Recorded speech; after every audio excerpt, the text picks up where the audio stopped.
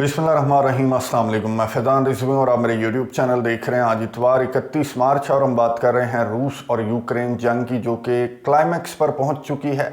बिल्कुल फैसला कुन डिसाइसिव मोमेंट्स हैं। किसी भी लम्हे ये जंग बातचीत की टेबल पर भी आ सकती है, किसी भी लम्हे ये जंग एक बड़ी जंग में भी कन्वर्ट हो सकती है। अब ये स्टेटमेंट देख लें, पोलैंड के प्राइम मिनिस्टर डोनाल्ड टस्क ने भी यही बात की है कि ऐसा लगता है कि हम 1939 में वापस आ गए हैं। 1939 आपको मालूम है ये वही साल था कि जब जंग अजीम दोम स्टार्ट हुई थी। और ये जो महीने चल रहे हैं, मार्च अप्रैल का महीना, ये प्री वॉर मंथ्स थे। और डोनाल्ड टस्क ने यही कहा कि बिल्कुल ऐसा लग रहा है कि हम प्री वॉर मंथ्स में हैं और आगे एक बड़ी जंग है, यानी कि जंग अजीम सोम की बात की है पोलैंड के प्राइम मिनिस्टर ने। और जिस तरह की सूरत हाल है, मैं डिटेल्स आपके सामने रखूंगा। इस सुनने के बाद आपको भी यही महसूस होना है कि किसी भी लम्हे यूक्रेन हथियार भी डाल सकता है, सरेंडर भी कर सकता है।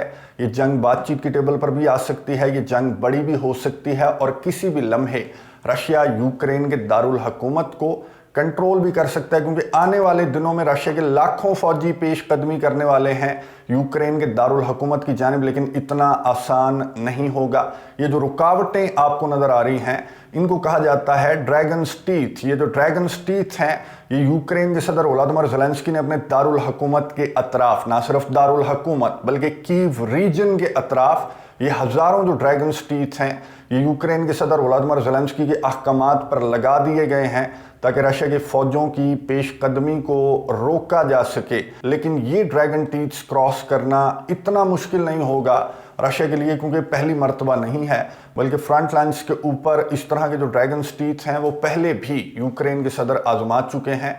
और इनको क्रॉस करता करता रशिया अब ओडेसा के करीब पहुंच चुका है। ओडेसा से मुतल्लिक भी बहुत इंपॉर्टेंट खबरें हैं। और अगर रशिया इन ड्रैगन टीथ्स को क्रॉस कर लेता है तो आगे यूक्रेन के सदर वोलोदिमीर ज़ेलेंस्की बंकर में बंद हो चुके हैं। ये जो आपको वीडियो पैगाम नजर आ रहा है, अब जाहिर है 2 साल से जायद का अरसा हो गया और इतना आइडिया तो हमें हो चुका है कि जब यूक्रेन के सदर वोलोदिमीर ज़ेलेंस्की नॉर्मली अपने ऑफिस में बैठे होते हैं तो किस तरह का वीडियो पैगाम होता है, और जब वो बंकर में बंद होते हैं तो किस तरह का ये बंकर है और इसकी दीवारें वाइट ऑफ वाइट कलर की, ये बताती हैं कि यूक्रेन के सदर बिल्कुल तैयार बैठे हुए हैं। डिटेल्स आपके सामने रखूंगा। और इस सिचुएशन में ये जंग 2-3 ऑप्शंस की जानिब जा सकती है। तीनों ऑप्शंस पर भी बात कर लेंगे। सबसे पहले मैं आपको बता दूं कि रशिया की हैवी किस्म की स्ट्राइक्स रिपोर्ट हुई हैं यूक्रेन के डिफरेंट रीजन्स, यूक्रेन के दारुल हुकूमत और लवीव जो वेस्टर्न रीजन है उस समेत यूक्रेन के डिफरेंट रीजन्स को रशिया ने टारगेट किया। 16 मिसाइल हमले थे और 11 ड्रोन हमले थे, जिनमें से ज्यादातर ने अपने टारगेट को हिट किया। और टारगेट था अगेन एनर्जी इंफ्रास्ट्रक्चर। ना सिर्फ ये, बल्कि यूक्रेन के ऑफिशियल्स ने बताया कि गुज़िश्ता 24 घंटों के दौरान दर्जनों रशिया की स्ट्राइक्स रिपोर्ट हुई हैं। सदर्न यूक्रेनियन जो रीजन्स हैं, जो ब्लैक सी की साइड पर जो रीजन्स हैं, वहां पर रशिया ज़्यादा निशाना बना रहा है इन रीजन्स को। ना सिर्फ ये, बल्कि ईस्टर्न यूक्रेन की साइड पर भी खार्किव की जानिब रशिया के फौजियों की पेशकदमी बहुत तेज़ है। बहुत तेज़ी के साथ रशिया के फौजी आगे की जानिब क्यों बढ़ रहे हैं, आपको मालूम है कि मैदान खाली है, असलहा गोला बारूद कोई नहीं है, रुकावट कोई नहीं है। यूक्रेन के फौजियों का मोराल बिल्कुल डाउन है और उनके जो स्टोर्स हैं वो बिल्कुल खाली हो चुके हैं। कोई रिस्पॉन्स, जो इत्तेहादी हैं उनकी जानिब से भी कोई रिस्पॉन्स सामने नहीं आ रहा। और जो तगड़ा इत्तेहादी है जिसका रिस्पॉन्स यूक्रेन के सदर को इंडिसाइसिव मूवमेंट्स में चाहिए, वो तो बिल्कुल साइलेंट है। उसके अंदर जो मुल्क के अंदर जो बदमज़गी है वो उसमें उलझा हुआ है। और जो मशरिक़ वुस्ता के अंदर उसने एक और जंग छेड़ रखी है,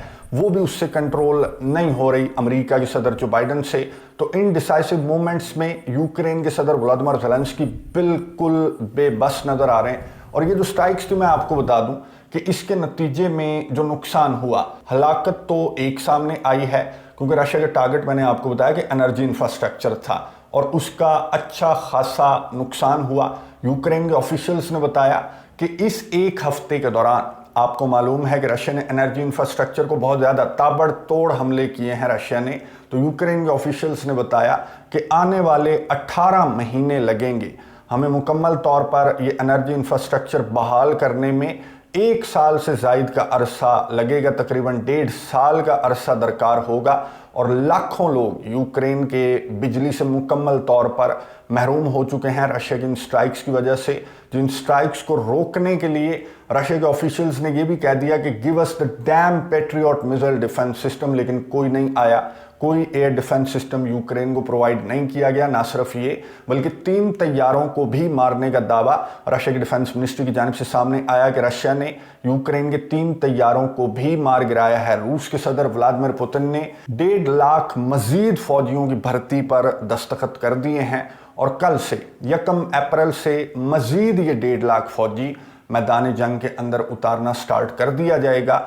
और इनकी पेशकदमी कहां पर होगी, रुख साफ नजर आ रहा है। और इलॉन मस्क ने क्या बताया, इलॉन मस्क ने, आपको मालूम है कि इलॉन मस्क जो स्पेसएक्स के मालिक हैं, उनकी जानिब से इस जंग के दौरान इस तरह की स्टेटमेंट सामने आती रहती हैं। इलॉन मस्क ने स्टेटमेंट जारी की कि Odessa will fall in coming days. जिस तरह की रशिया की फौजों की पेशकदमी है और आगे से जिस तरह का डिफेंस है यूक्रेन का थका हुआ, तो लगता यह है कि आने वाले दिनों में रशिया ओडेसा को कंट्रोल कर लेगा। और अगर यूक्रेन के सदर व्लादिमीर ज़ेलेंस्की बातचीत की टेबल पर ना बैठे, इलॉन मस्क ने कहा, तो फिर हो सकता है कि रशिया मजीद रीजन्स को भी टारगेट कर ले। अब पूछा गया कि क्या आपको लगता है कि पूरे के पूरे यूक्रेन को रशिया नक्शे से मिटा देगा, तो इलॉन मस्क ने कहा कि नहीं, मैं ऐसा नहीं समझता। अब इतना भी कोई मजाक नहीं चल रहा कि रशिया पूरे के पूरे यूक्रेन को नक्शे से उड़ा दे। हाँ, ओडेसा तक रशिया दिनों दिनों के अंदर पहुंच जाएगा।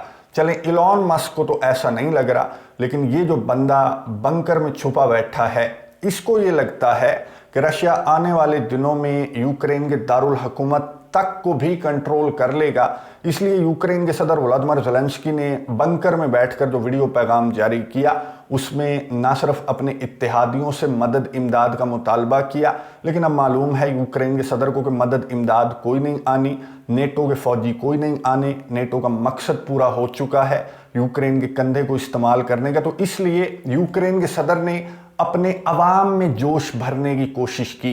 ये जो तस्वीर मैं आपको दिखा रहा हूं, ये यूक्रेन के सदर ने अपने एक्स अकाउंट के ऊपर, इस वक्त मैं वीडियो रिकॉर्ड कर रहा हूं तो अब से चंद मिनट्स कबल ये तस्वीर शेयर की और ये बताया कि ड्रैगन टीथ तो हमने लगा दिए हैं, यूक्रेन रीजन के चारों अतराफ हमने आपको महफूज बनाने के लिए ये जो दांत हैं ड्रैगन के, ये हमने खड़े कर दिए हैं। ना सिर्फ कीव रीजन, बल्कि मैं आपको बता दूं कि इस तरह की लाखों रुकावटें यूक्रेन के सदर व्लादिमीर ज़ेलेंस्की के अहकामात पर खड़ी की गई हैं जो इंपॉर्टेंट रीजन्स हैं उनके अतराफ। लेकिन यूक्रेन के सदर ने अपने अवाम में जोश भरा और ये 2022 की तस्वीर शेयर की हैं कि जब रशिया के फौजों की पेशकदमी यूक्रेन के दारुल हुकूमत की जानिब थी और किस तरह से यूक्रेन के सदर ने कहा कि हमने रशिया के टैंक्स का कब्रिस्तान बना दिया था खार्किव को और कीव रीजन को।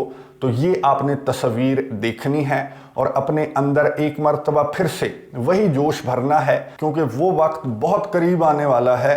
यूक्रेन के सदर व्लादिमीर ज़ेलेंस्की ने भी खतरे को स्मेल कर लिया है।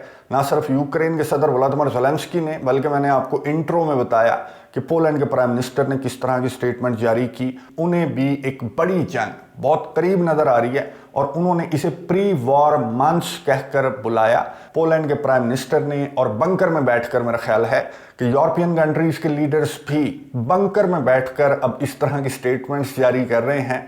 यही होना था। इस जंग का जो फ्यूचर है वो हमें डे फर्स्ट से मालूम था, बल्कि एक और जो प्रेडिक्शन है, एक और जो इंटेलिजेंस है, ना सिर्फ रशिया की बल्कि बेलारूस की भी, वो भी गर्दिश कर रही है इंटरनेशनल मीडिया के ऊपर कि सिर्फ बंकर में बैठकर पोलैंड इस तरह की स्टेटमेंट्स जारी नहीं कर रहा, बल्कि पोलैंड वेस्टर्न यूक्रेन को कंट्रोल करेगा। अगर रशिया की फौजें कीव या ओडेसा तक पहुंचती हैं तो यहां से पोलैंड की फौजें वेस्टर्न यूक्रेन में, आपको मुतअद्दिद मरतबा बता चुका हूं कि हिस्टोरिकली पोलैंड का है, पोलैंड क्लेम करता है। और जब ये जंग स्टार्ट हुई थी तो ना सिर्फ अलेक्जेंडर लुकाशेंको जो बेलारूस के सरबराह हैं, बल्कि जो फॉर्मर प्रेसिडेंट हैं रशिया के दिमित्री मेदवेदेव, उन्होंने भी कहा था कि ये जो वेस्टर्न यूक्रेन है ये तो मौका देखते हुए पोलैंड ले जाएगा और बाकी जो है वो हंगरी भी ले जाएगा। हंगरी भी एक जगह पात्या का इलाका है, वो भी हिस्टोरिकली हंगरी क्लेम करता है, वो हंगरी ले जाएगा। फिर जो रोमेनिया है वो भी एक रीजन, आधा सा रीजन यूक्रेन का ले जाएगा, बाकी रशिया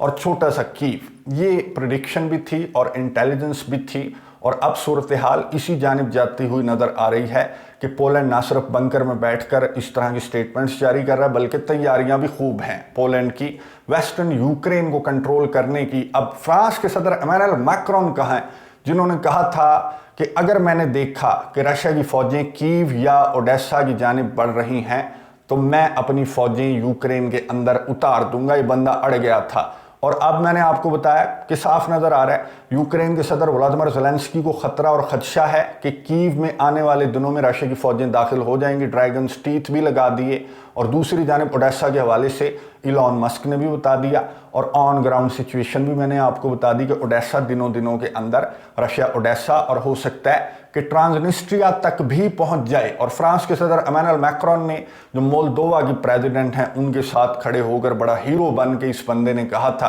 कि बेफिक्र रहो, ना सिर्फ यूक्रेन बल्कि मैं मोल्दोवा की हिफाजत के लिए भी फ्रांस आपको फ्रंट लाइन्स के अंदर मिलेगा। लेकिन फ्रांस के सदर इमैनुअल मैक्रोन बिल्कुल गायब नजर आ रहे हैं। लेट्स सी कि क्या होता है। क्या फ्रांस के सदर इमैनुअल मैक्रोन लास्ट मोमेंट्स में एक हीरो की तरह फ्रांस के सदर इमैनुअल मैक्रोन की या फिर नेटो के फौजियों की एंट्री होगी, या फिर फ्रांस के सदर इमैनुअल मैक्रोन भी अमेरिका के सदर जो बाइडन की तरह गायब नज़र आएंगे, इस जंग से, मैदान जंग से बिल्कुल आउट नज़र आएंगे। अब इस मौके पर आज ईस्टर का त्यौहार है, मसीही बरादरी का ईस्टर का त्यौहार है, तो ईस्टर के मौके पर जो पॉप फ्रांसिस हैं उनकी जानिब से भी एक स्टेटमेंट सामने आई, अमन का पैगाम उन्होंने दिया। अब 2-3 ही ऑप्शंस हैं।